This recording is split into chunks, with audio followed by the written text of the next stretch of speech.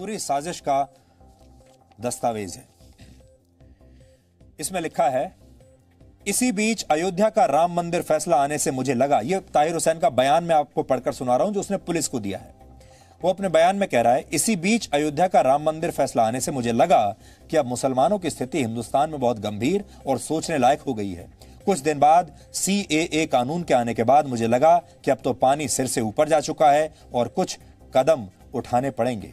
उसी दौरान मेरे पास खालिद सैफी आया और हमने भारत के मुसलमानों की दिनों दिन बिगड़ती स्थिति पर बातचीत की, जिस पर खालिद सैफी ने मुझे बताया कि उसका एक जानकार उमर खालिद है जो JNU का स्टूडेंट है और वो अपनी कौम के लिए जान लेने और जान देने की बातें करता है। यहां ध्यान रखिए, ये जो उमर खालिद है ये जान लेने और जान देने की बात करता है। तो वो कहता है उसके साथ मुलाकात करनी होगी। खालिद सैफी ने उमर खालिद से मिलने का प्लान बनाया और प्लान के अनुसार मैं और खालिद सैफी 8 जनवरी को शाहीन बाग में उमर खालिद से PFI के ऑफिस में मिले थे। और PFI आप जानते ही हैं, PFI एक आतंकवादी संगठन बताया जा रहा है जिसने इस सब की फंडिंग की थी। हमने प्लान बनाया कि हम देश की राजधानी दिल्ली में कुछ ऐसा करेंगे जिससे सरकार हिल जाएगी और इसे अपना कानून वापस लेना पड़ेगा। अब देखिए फिर आगे क्या कहता है, मुझे खालिद सैफी ने कहा, तुम्हारा मकान उस इलाके में सबसे ऊंचा है और छत भी काफी बड़ी है, समय आने पर इसका तरीके से इस्तेमाल करेंगे। और मुझे यह टास्क दिया गया कि मैं जितनी ज्यादा से ज्यादा कांच की बोतलें, पेट्रोल तथा तेजाब और पत्थर इकट्ठे करा सकता हूं धीरे धीरे इकट्ठा करता रहूं ताकि जरूरत के समय ये काम आ सके। अब देखिए, खालिद सैफी ने बताया कि अमेरिका के राष्ट्रपति ट्रंप भारत आने वाले हैं और इस मौके पर हम दिल्ली में कुछ ऐसा करेंगे जिससे सरकार घुटनों पर आ जाए और CAA कानून वापस लेने पर मजबूर हो जाए।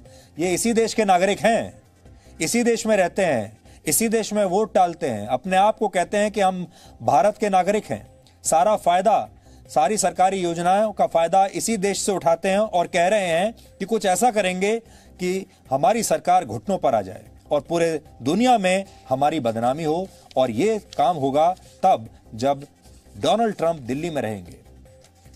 17 फरवरी 2020 को उमर खालिद ने ट्रंप की भारत यात्रा के दौरान CAA के खिलाफ लोगों से सड़क पर उतरने की अपील की थी, जिसके बारे में मुझे खालिद सैफी ने बताया और मुझसे भी अपनी तैयारियों को तेज करने के लिए कहा।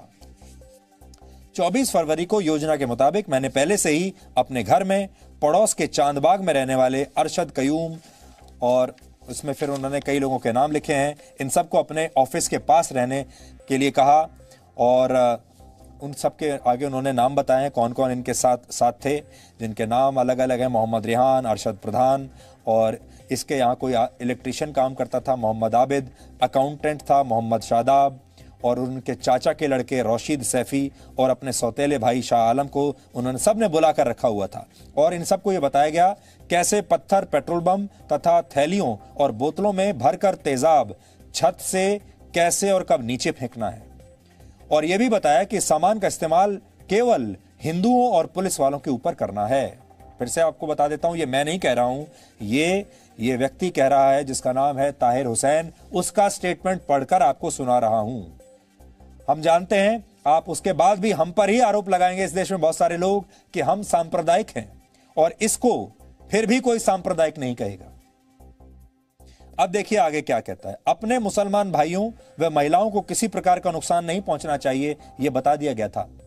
2020 फरवरी 24 को दिन में करीब 1:30 बजे मैं अपने घर के बाहर खड़ा था, जब काफी मुस्लिम लड़के जो हिंदुओं पर पथराव कर रहे थे को मैंने अपने छोटे से शटर को खोलकर अपने घर अंदर बुलाकर छत पर चढ़ा लिया और अपने पड़ोस में रहने वाले महक सिंह की पार्किंग में जो गाड़ियां खड़ी होती थीं उन पर लड़कों से पेट्रोल बम फेंकवाकर आग लगवा दी।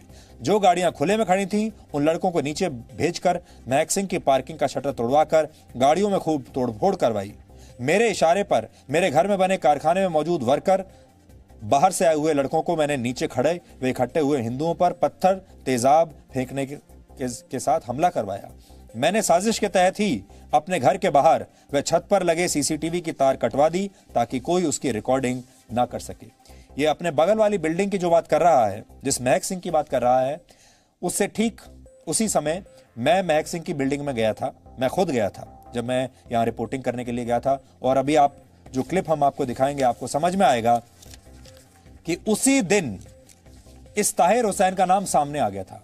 लेकिन दुर्भाग्य यह है कि देश का मीडिया, इतने सारे रिपोर्टर उस वक्त वहां घूम रहे थे, इतने सारे न्यूज चैनल, अखबारों के लोग घूम रहे थे, लेकिन इस ताहिर हुसैन का नाम एक आदमी नहीं ले रहा था, एक पत्रकार ने इसके बारे में नहीं लिखा। जबकि वहां जो लोग थे वो लगातार ये बता रहे थे कि इसी मकान से पेट्रोल बम फेंके जा रहे हैं, इसी मकान में लोग छुपे हुए हैं, लेकिन उसके बावजूद भी कोई मीडिया में रिपोर्टिंग नहीं हो रही थी। देखिए कितनी बड़ी बात है। और यहां से आपको ये पता चलेगा कि हमारा मीडिया कई बार आपसे जानकारियां छुपा लेता है।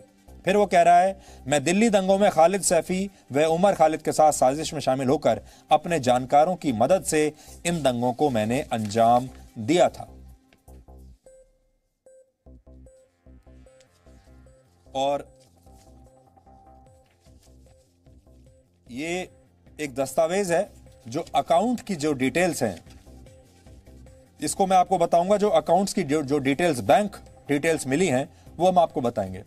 इस दौरान इन दंगों में एक बहुत अहम भूमिका निभाने वाला एक और नाम सामने आया है और यह नाम है इशरत जहां का।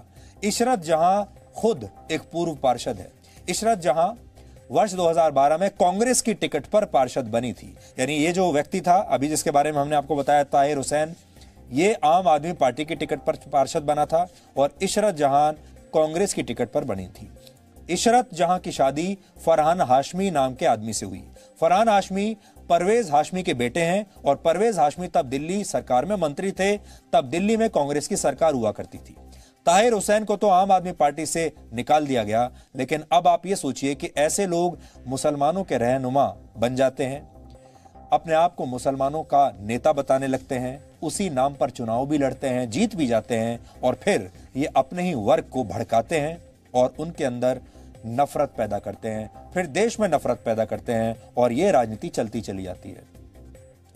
अभी तो ये पार्षद बने हैं, फिर ऐसे लोग इसके बाद विधायक बनते हैं, उसके बाद मंत्री भी बन जाते हैं और धीरे धीरे इनकी ताकत इतनी बढ़ जाती है कि ये बड़ी आसानी से देश में नफरत फैलाने में जुट जाते हैं। ये सारे लोग ये जानते हैं कि अगर अपने वर्ग में, अपनी कौम में हमने ये नफरत फैलाई, अगर अपनी कौम को हमने डरा कर रखा, अगर हमने अपनी कौम को ये बताया कि राम मंदिर अगर बन गया तो तुम्हारा जीना मुश्किल हो जाएगा, अगर हमने अपनी कौम को ये बताया कि चाहे आप महाराष्ट्र में रहते हैं, केरल में रहते हैं, चाहे आप देश के किसी हिस्से में रहते हैं, लेकिन कश्मीर से अगर धारा 370 हट गई तो आपका वजूद मिट जाएगा, अगर हमने ये कहकर उन्हें डराया तो इनकी दुकान चलती रहेगी। और यही ये लोग करते हैं।